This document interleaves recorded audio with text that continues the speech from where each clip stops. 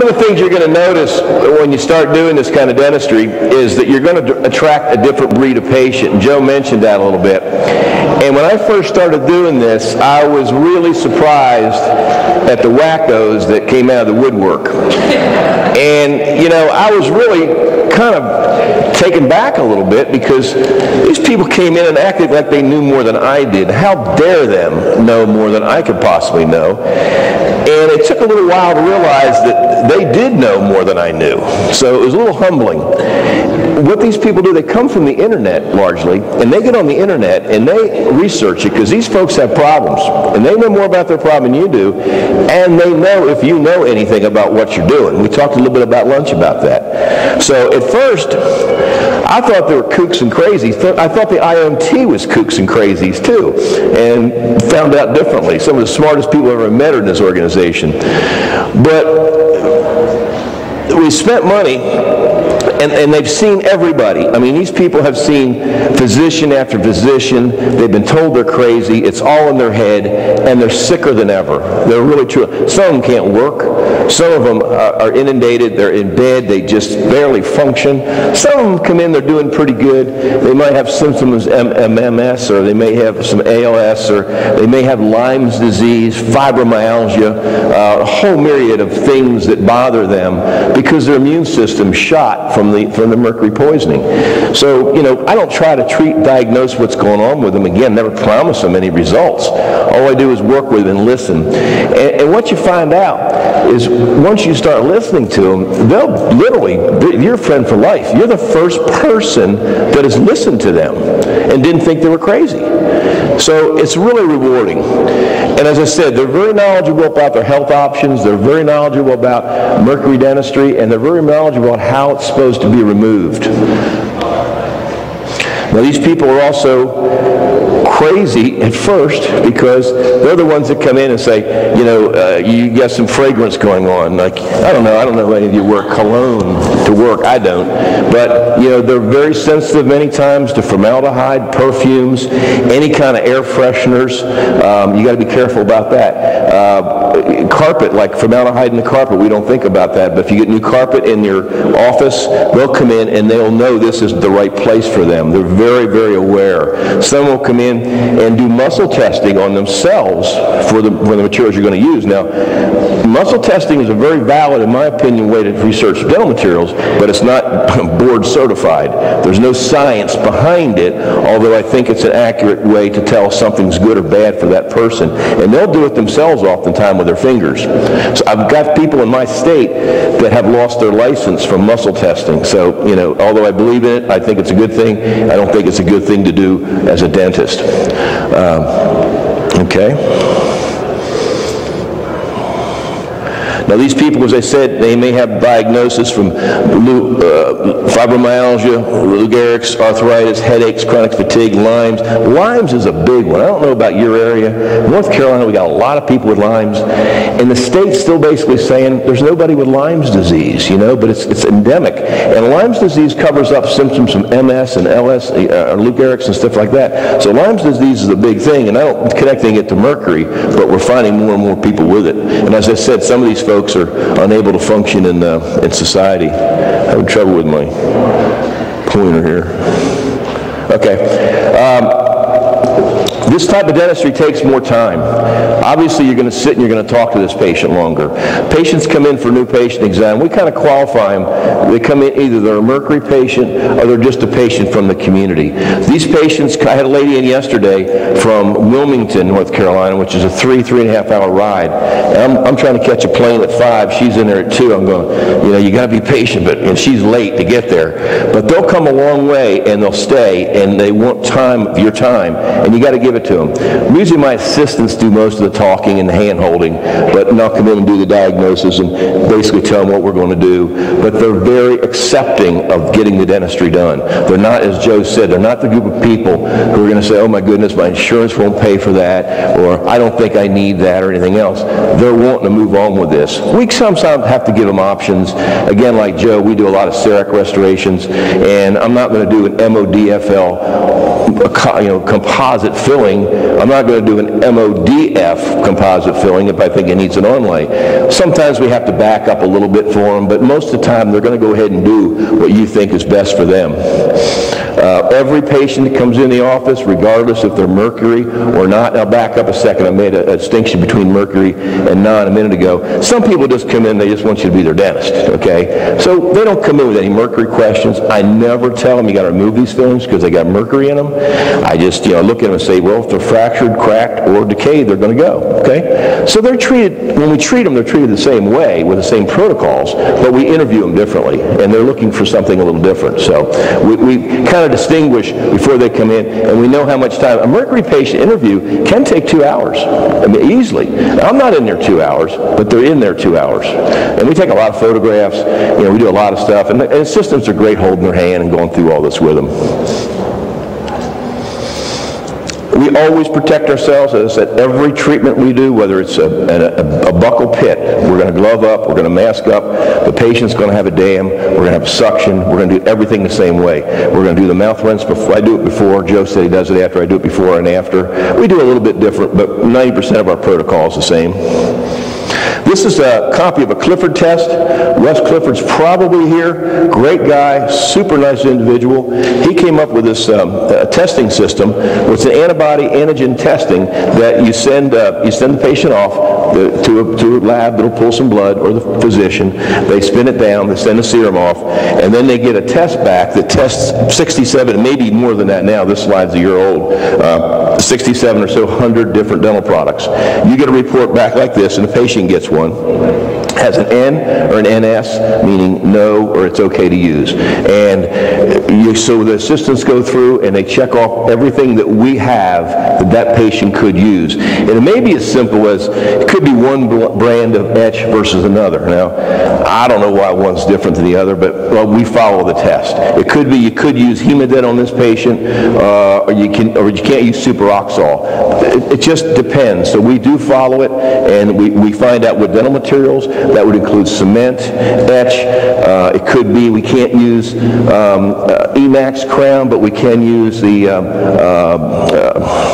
I'm trying to think of the other one we use, the Cerac. I can't think of the other product, but there's 2 or 3 different products. I could use Ivacar's, porcelain. So it could be I send it off. I can use one kind of gold. I can't use another. But we follow this, and the patients appreciate that because they're paying for that. Yes, ma'am. ProCAD is what I was trying to say.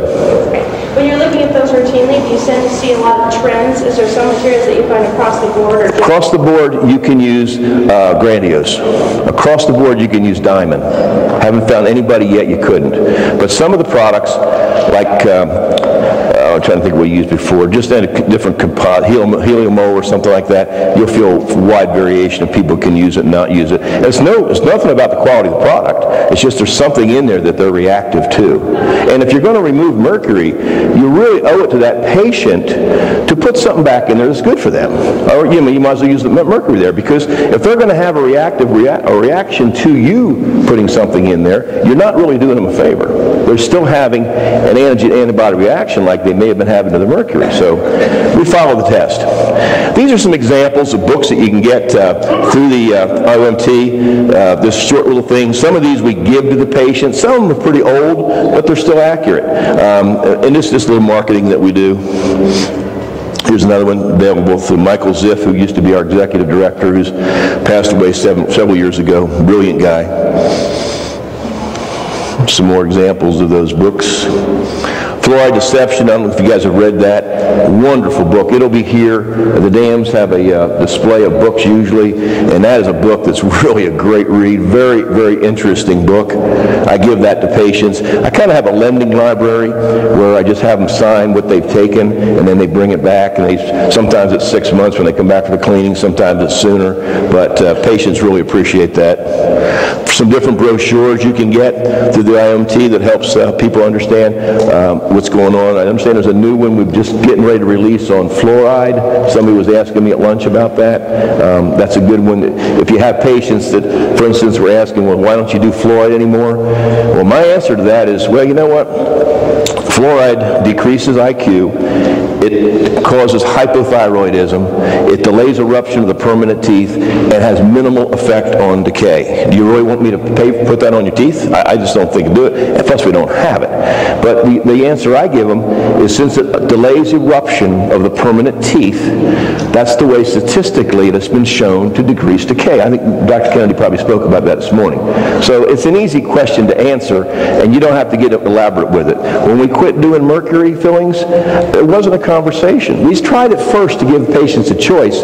We'd go, well, gee, we feel funny about just eliminating these mercury fillings, so we'll give them a choice. You can have a composite or a mercury, and you know, they're going to want to have the composite. Well, half of them chose the cheaper. We said, well, that's not going right. They're still doing the mercury. So this is 15 years ago. So we just stopped doing them, period. Just stop quitting that day. You just have to quit. You can't ease out of it. You just got to quit doing it. And again, to convert all this over, I wouldn't want to guess exactly, but probably it's not that expensive. It's not buying like a CEREC machine. It's not like going out and buying an implant system. You're not buying a new x-ray machine. It's relatively inexpensive to do the whole process. The problem is getting the staff on board to understand everything. That takes a little bit longer. So I did it incrementally. Every time I went to a meeting, I would get another piece of equipment. I'd be getting a vacuum, or I'd be getting a separator, or getting the masks and the clean outs, and we already had the dams. But back in those days, I was using rubber dams. Those patients come in and say, that is a vinyl dam, isn't it? Oh, gee, I forgot. You know, and you lost some credibility there. So I hate vinyl gloves. You can't pick up a wet onlay with a vinyl glove without falling on the floor. And I know patients don't like you to pick up their crowns and put them in their mouth, but I wish they had some grip to them. But they're hard to work with. I don't like them, but I wear them. I'm thinking about taking the mercury out with the vinyl and going back to the latex glove to wear. But the reason we went to the vinyl is because so many people are allergic. I'm forgetting, you know. It's like after you inject them, they go, there wasn't any epinephrine in that, was there? Like, oh, shit. Yeah. Just a little. You didn't tell me. You didn't tell me about that. So anyway, it's, so we just eliminated it. Another thing about cookies and hugs. These people really, really appreciate what you're doing for them. I mean, they hug you, they bring us cookies, they tell their friends, they really do refer. And it's a wonderful feeling as a dentist to be appreciated. We're not always appreciated. So it increases your patient pool. You need some physician. I mean, you're the only person doing this in your area, or maybe there's a couple of you, but there's many dentists, so you're unique. And you have a uniqueness you can sell or promote, or just be that way, and people want it. They come to you wanting who you are. Staff retention. Not because they're so wonderful, but, you know, they don't want to work anyplace else that doesn't have this type of protection. Plus, we have a nice retirement system. We have a bonus system. We share the wealth. And we've been doing that for 20 years or so. So that, along with the way we practice dentistry, makes for a long dental family. We know how difficult it is to replace key employees. Like I said, my dentist is retiring in November, so we're interviewing and having our dentists come to work a day or two and feeling that out. And it's just awkward. Change is good, but it's awkward. Increases acceptance of the patients. It's not like you're going to go there to sell dentistry. You actually just do what you think you should do with your family, and then 9 times out of 10 they're going to do it. They're going to accept it. Insurance sometimes is an issue. What I do with patients with insurance is an issue. Some are broke. I mean, they have nothing to work. They got issues like that going on. So you got to be, along with that. Sometimes we go for 2 years. I'll say, well, let's do as much on this insurance as we can. And I do don't do that. We'll go to next year's insurance. They don't want to wait 3 years, but sometimes they got to wait a little while. Many times they pay cash. Now, the other benefit of the patient, or the dentist, is we're going to be healthier in retirement without having all that mercury. I love to ski, snow skiing is my passion, so I'm 59, I want to be skiing in 20 years, and I don't want to be working that long. I might be. Increased patients' acceptance of excellence. You're a specialist, you're unique. You've got an office that they can't go anyplace else. Well, they can, they could have one of us. But it's not like everybody's doing this. There will be someone. So get ahead of the curve. Increased practice income, that's not the only reason you do it, but unfortunately, that's a benefit. You are going to make more money doing this, but you're going to have to charge more. It takes more time. You're spending money for equipment. You have different procedures. These procedures take longer because of all the other stuff you got to do around it. So you can charge more. Some offices charge a mercury removal fee. We did that. It was awkward because somebody might come in with a quadrant dentistry, and they've got 3 on-lays and filling. Somebody comes in with 2 little fillings, and you're going to charge them $100 or something to remove the mercury. We just don't offer them that. So we just raise their fees a little bit on everything. So instead of having an additional fee, we just raised it to compensate for our increased cost of equipment and the time it takes us to do it.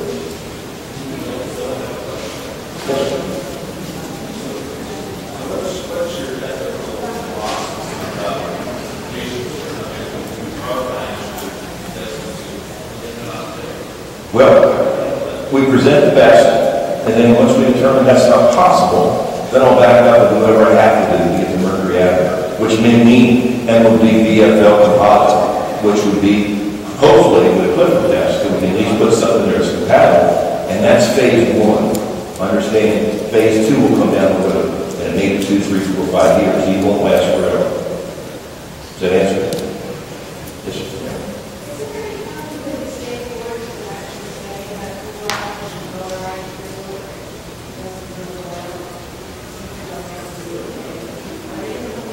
I don't tell them it doesn't really work. I say the ADA has admitted it doesn't work systemically. So whatever you drink has no effect. It's like drinking suntan lotions to keep you burning. It doesn't work that way. Now topically it does work, but it's so caustic and toxic that it kills the bugs in your mouth for a day or two. And therefore, once they come back to it. So that's kind of the way I answer that question. I haven't had any problem with fluoride with the state board. I think they realized that was probably not a good issue to follow. The problems you're going to have with the state board more often than not is your advertising. Because they don't like what you're doing, but they can't really fight the angle you're doing if you do it above board and you don't promise anything like better health or things like that. I tell patients, I take pictures of the teeth, we blow them on the screen TV, and it's like, see this crack, see this crack, see this crack. This is what this amount of filling do. No one can dispute they expand 10 times more than the tooth does, or they crack 10 times, 9 times, whatever it is. But it fractures. I've said I've never taken them out of a tooth without a fracture. And I think that's a legitimate statement. Or usually decay. But that would also. So I use that animal more than anything else. Just to kind of get away from promising results that I can't promise. I hope they get better. But that's more the physician and their immune system. And with something else I found out, we do root canals. They're a little different than what you're doing. I use ozone. I use ozone gas and ozone fluid to get in there. Ozonated olive oil. Use Indical and Perchik. I don't do it with carotid teeth. I do it with hypertrophy teeth. And I just tell them that this may not work. And if it does, we've got other remedies that will. But, then again, you can look at a distraction. So, it's not to tell that it's panacea. But, it's the best we've got. It's all we got now. And it'll change tomorrow. And it does. So, let's keep going at it. Cover session 3 for practice, as Joe was saying. Not to brag, but, we've got the best year going I've ever had. And it's because we work hard. We market hard. I've got a radio show I do. I do an AM and FM station, both of them conservative. I found better results on the Rush radio and talk show than I do rock and roll. I like country music, but sometimes the demographics, I know 55, 60-year-old parents with kids maybe in school or out, they got them running this game. It's their time. What am I going to do with a 32-year-old family with 6 kids? They're nice people, don't get me wrong, but they're not the ones that are going to be able to do this kind of work by and large. They need it maybe, but they're not going to do it. So this really does help. And the other thing about the radio show, I go on once a month for an hour, and it's kind of call the dentist, and they call in the questions. I always come in with a theme. I'm usually talking about mercury and fluoride, hoping the state board's not listening, but there's something about curio, ozone, or some kind of connection. And I'm not doing this to make me like call me. I'm gonna fix that too. You're kind of an expert without trying to be one when you do that. People have trust in that, and they will come in and call. And that's the kind of demographic. So if you're in a small community, you have an opportunity to do a little advertising on conservative radio. It may work on rock and roll. It's not my kind of folks I'm looking for by and large. I shouldn't be giving one. I shouldn't be allowed to fill in a plate of buffets either. I should have somebody over fix me the right amount of food. Okay. Never diagnosed. High mercury poisoning, plain mercury poisoning from amalgam exposure. Dental board really don't like that. Do not, as Joe said, try to chelate patients. I show them what I do, kind of a naturopathic chelating program. And as Joe said, you got to get the gut healthy before you can do some of these things. Find a physician in your area that's an alternative physician who will refer patients, and you can refer back to him or her. Very nice arrangement. They know if you're accredited, they're going to know you know what you're doing. Just being an IAOMT member does not necessarily mean you do. Patients don't know the difference, but these alternative physicians do. Yes, sir.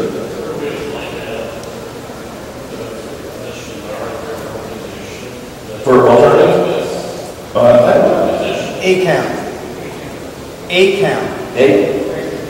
Dave, you know, yeah. I just got about five within 100 miles or so that's what we use.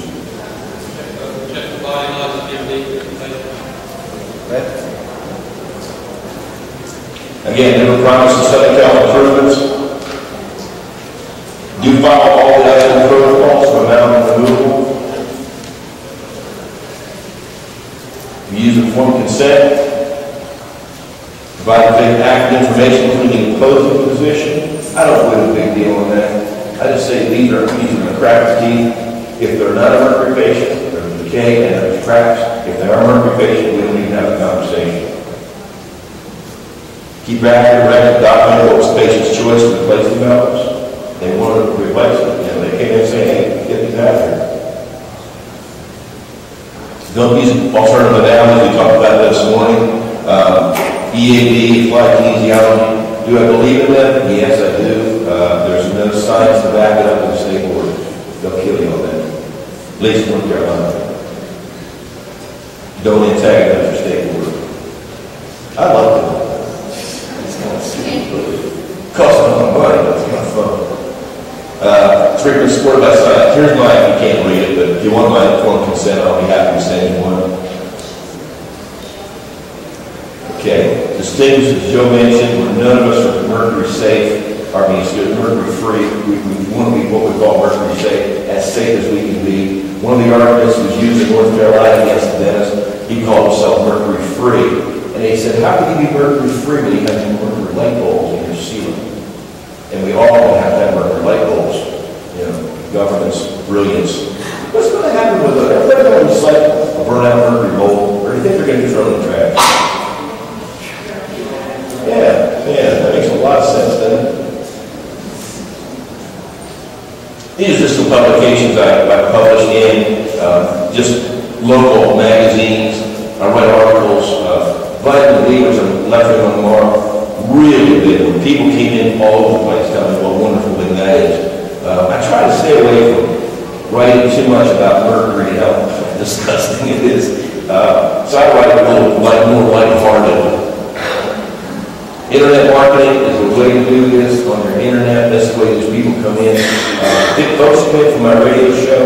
Don't come in as mercury patients. They come in because, gee, I know you must be a nice guy. I heard you on the radio. Or sometimes they say, we saw you on TV. And I said, oh, that's great. You know, never been on TV, but you don't care how to get there.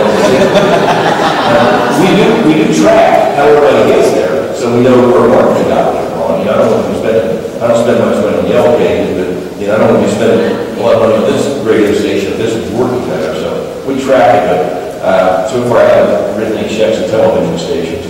But they do come in on the website, so if you're going to do this, update your website and get accredited so you can put on your IMT website or your website that you are accredited and or become a fellow, which I'm on you Saturday. So do that. Join the dams. They'll be here today. And this is a great organization who ships patients to us every month. They really are wonderful people to work with. Tom McGuire, service here. He's got a internet referral service. He's going to be here, isn't he? But what I hope to get across today is the importance of what we're doing and our passion for it. Joe and I are out here, we're not paid or anything like that. We're here, we spend time doing all this because we feel strongly about it. And what we hope to do is whoever is a member, become a member. It's inexpensive. And if you're not accredited, get accredited. And if you're, I don't think there's any, is there any accredited members in here? Great. Well, get fellow. Move on up, yeah. So Joe and I, the permission, he's our secretary, so we got him okay. Our treasurer is huge. No, sorry.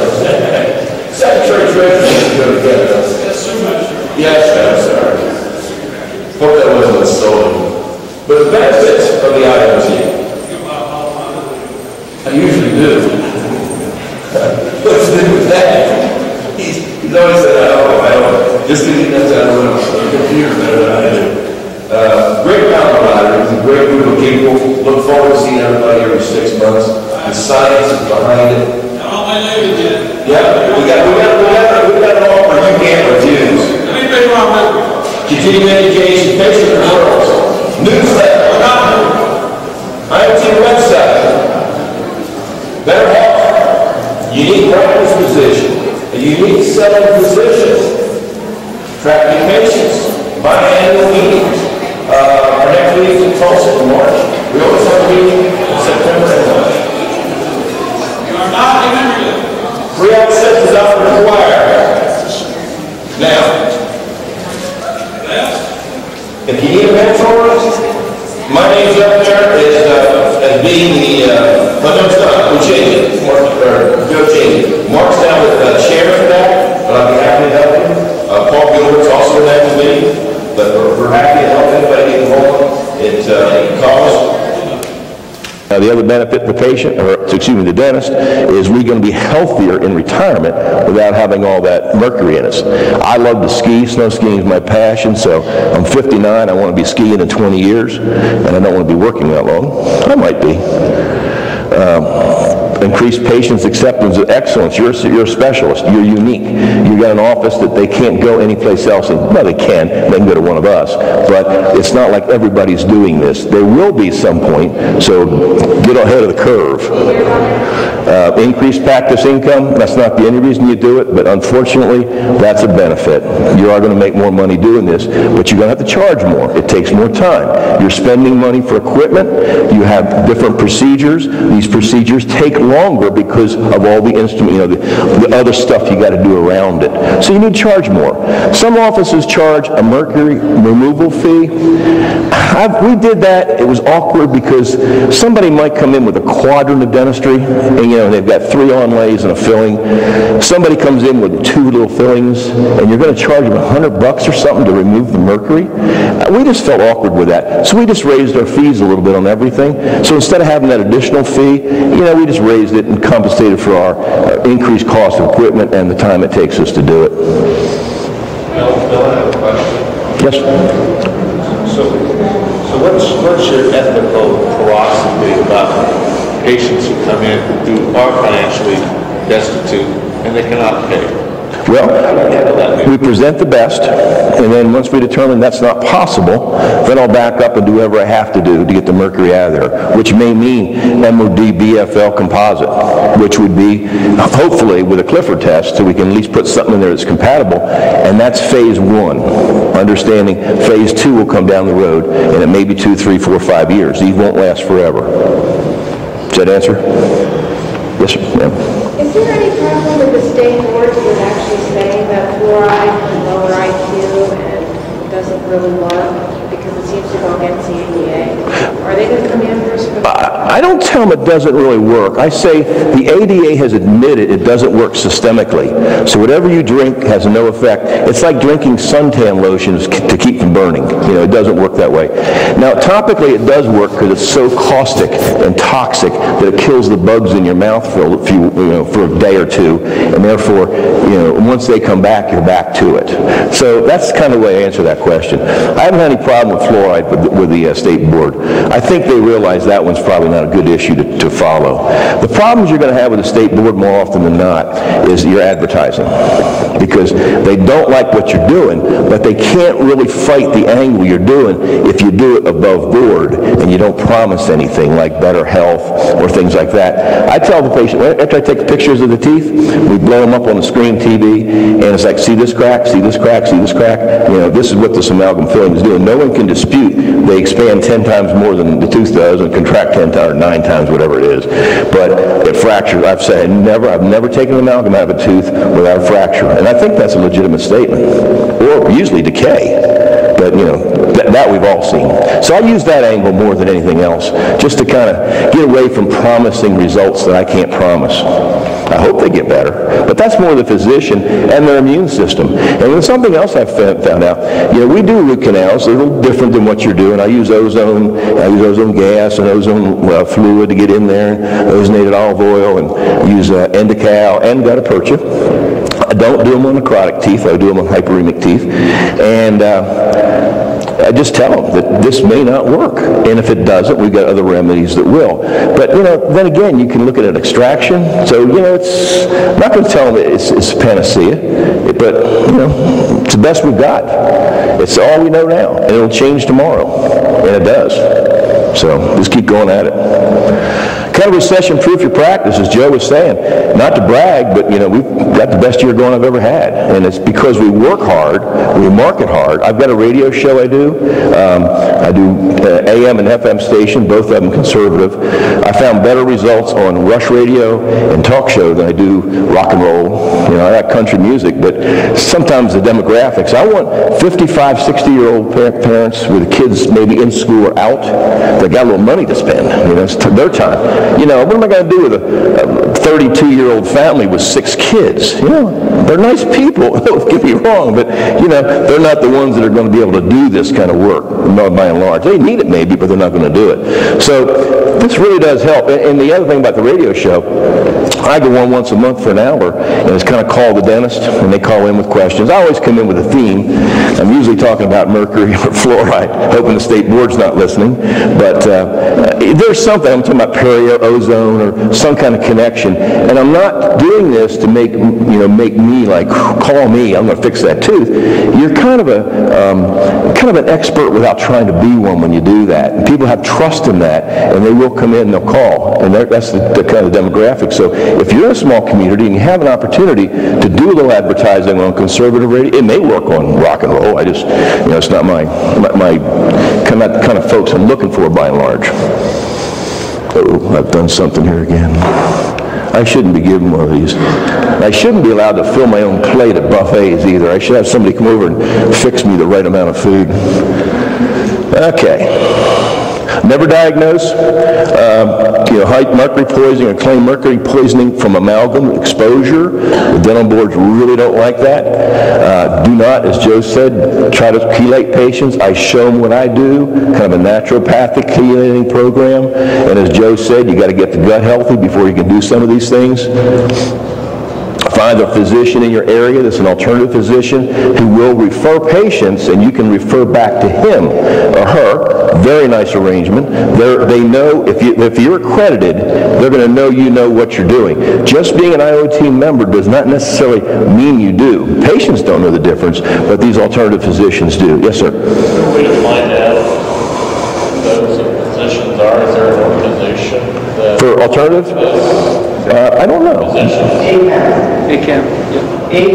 American Academy. Dave knows. You know, yeah. I don't know. I just got about 5 within 100 miles or so. So that's what we use.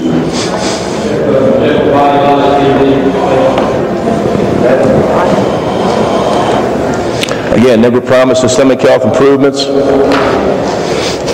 Do follow all the IAOMT protocols for amalgam removal.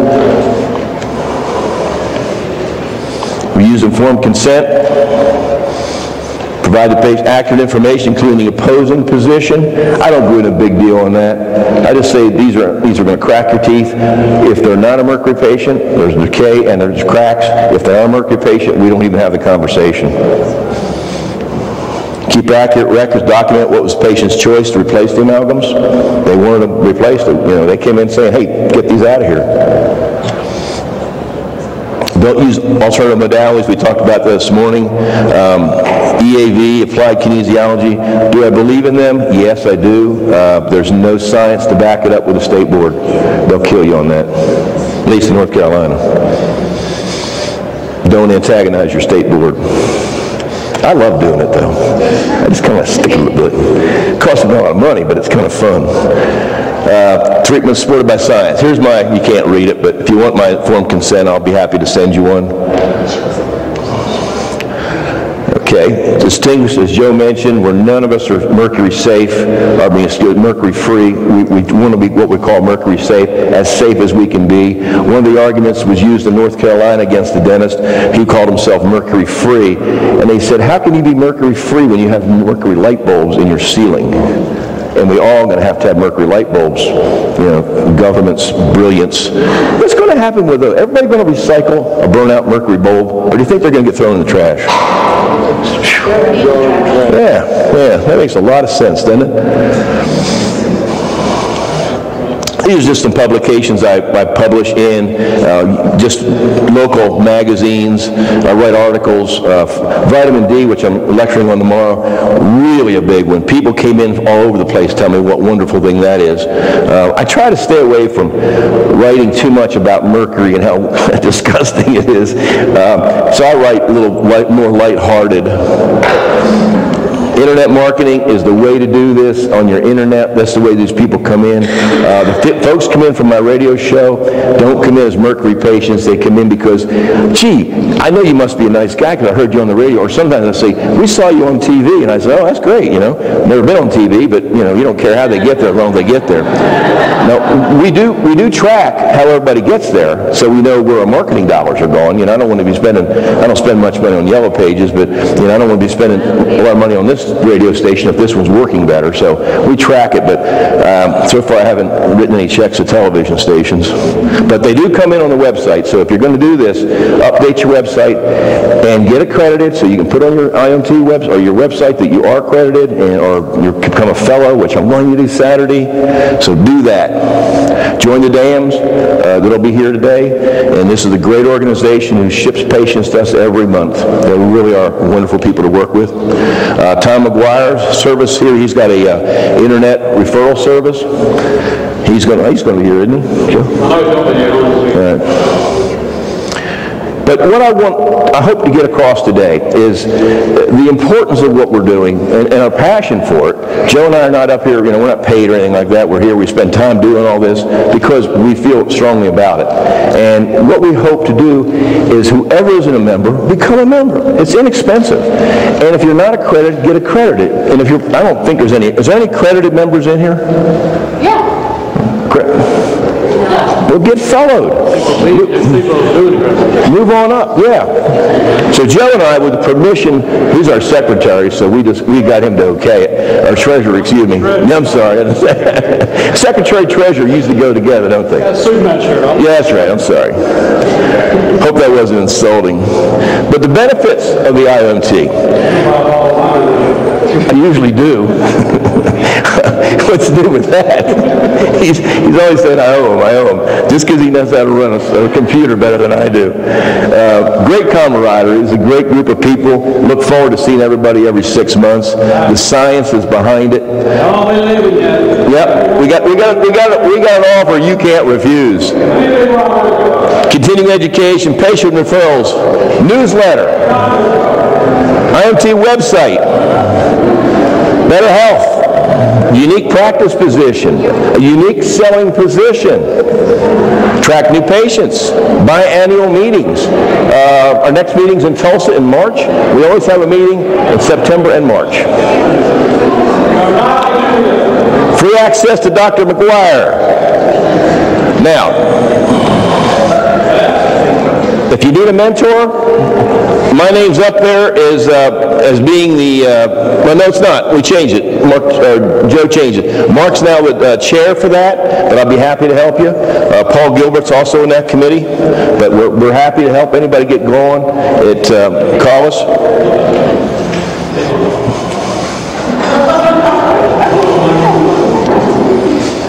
accreditation requirements that was covered this morning, fundamentals course, 2 meetings, open book test.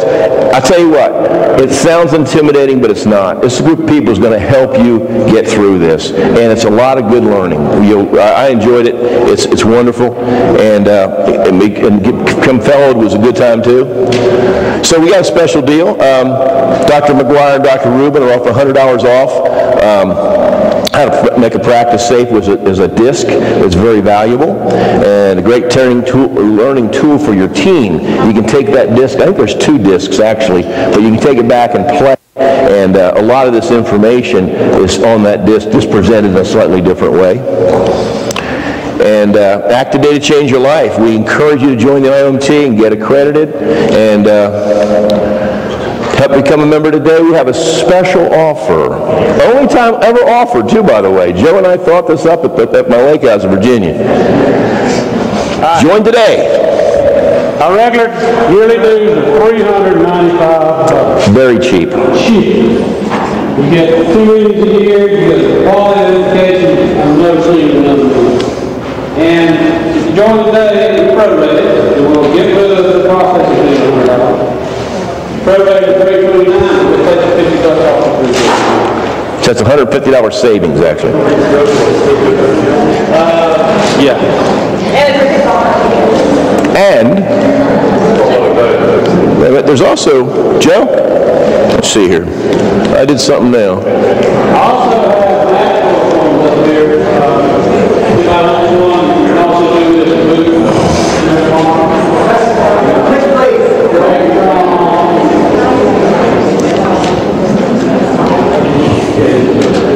Do what, Dave? He's going to save me. Hey, I just got a computer a year ago. What did you do?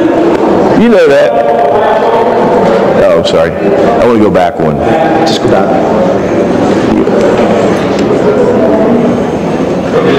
There's supposed to be a deal for accreditation there.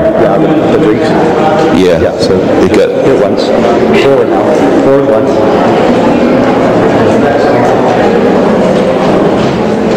Okay, but it's not showing. Oh, here we go. And we'll buy you a drink in the bar.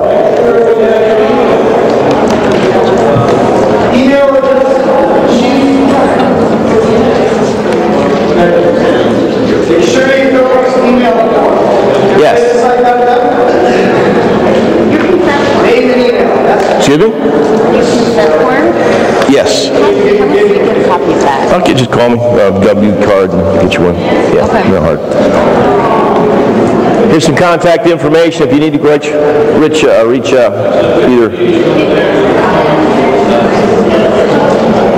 Joe or I. Here's where to reach us.